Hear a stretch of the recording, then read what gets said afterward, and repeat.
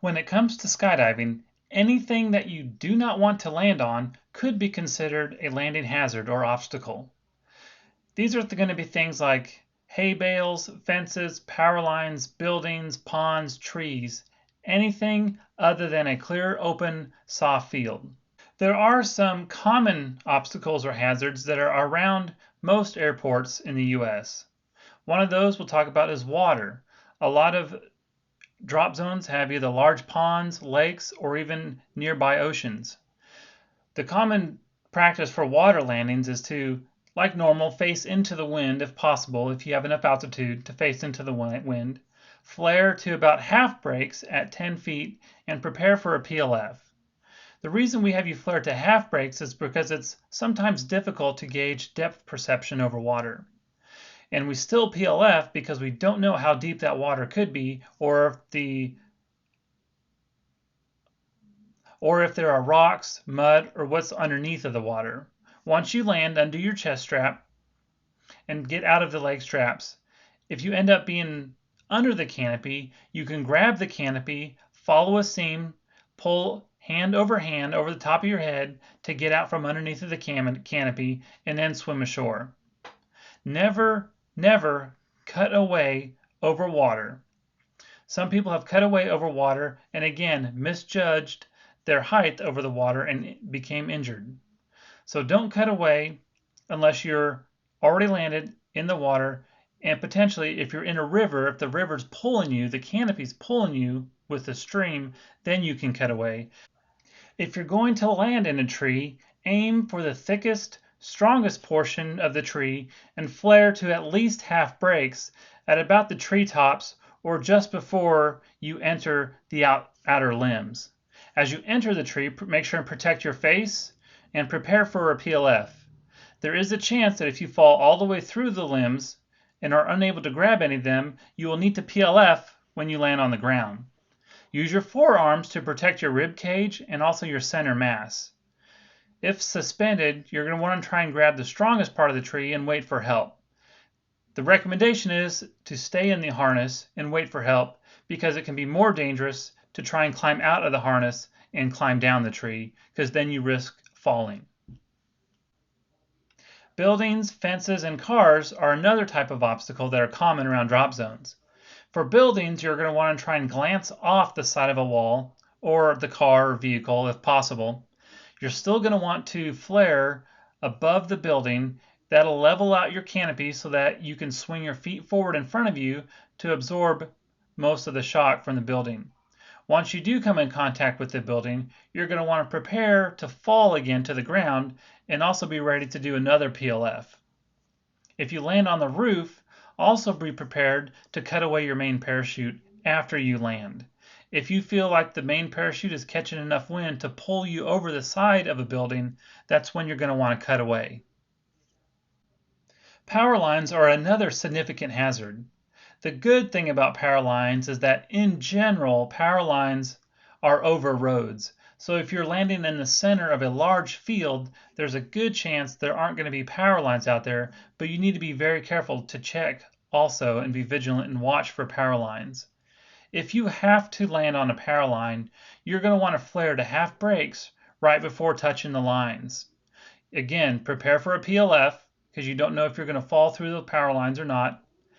Do not get out of your harness.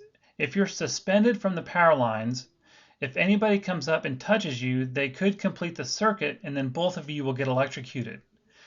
If you are suspended in power lines, make sure you warn everybody not to approach you and not to touch you, not to help you until the electric company has shut off the power to those lines. When it comes to power lines, they also suggest that if possible, try to only touch one power line at a time. I know this can seem difficult as you're coming into landing with some forward speed, but that's the recommendation that they make. If you do have to land off the airport, the very center of a field is probably your best target and best chance for no other obstacles such as fences or power lines. Turbulence can also have a negative impact on your landing. Turbulence can be caused by anything where wind is flowing over another object or caused by wind getting pushed through the air. So for example, The wind behind an airplane that's taking off on a runway can have turbulence behind that aircraft. Or if the wind is blowing over a building, that smooth flow of the air is disrupted by the building, and it can create cycles of turbulence behind that building. Now, the distance that turbulence can travel beyond the building is dependent upon how tall the building is. In general, they say turbulence can happen about 10 to 20 times the height of the building. Just think about it in terms of what direction the wind is blowing, what object is it going to hit, and is the turbulence behind that object going to be in your path during the landing pattern? If it is, you need to be a little more cautious when flying in turbulence. Most student landing areas are selected because they have fewer landing obstacles and landing hazards. There are times, though, when it becomes necessary to pick another area to land away from your airport. This can be caused by high winds, a change in the winds, confusion about what direction you're heading or facing or where the airport's at. And so there may be times when you have to land off of the airport, so we call it off-field, off-airport landing. By 2,000 feet on your altimeter is when you need to make the decision about whether or not you can make it back to your planned landing area.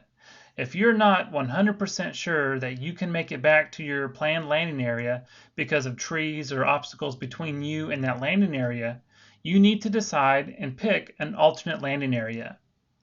When you pick an alternate landing area, you're going to look for a soft, open, flat area. Usually you're going to find the largest field that you can find that you can make it to land in. Landing in the center of the field helps you avoid obstacles that are generally around the outside of the field, such as the roads, fences, and power lines. You're going to take the same landing pattern that you had planned to do, and you're going to basically move or transpose that landing pattern into the new field that you selected. So you're still going to do a downwind, base, and final, but you're going to have to draw that out in your mind at about 2,000 feet in the new landing area. And then after you do the downwind, base, and final, you're still going to prepare for a PLF after you flare 10 to 12 feet above the ground. All right, time for another review. How many gear checks do you get, and when do you get those gear checks? What are the parachute decision questions? What is the decision cutaway altitude, and what does that mean? What is the landing area decision altitude? What are the altitudes for your downwind, base, and final? And what are your landing priorities?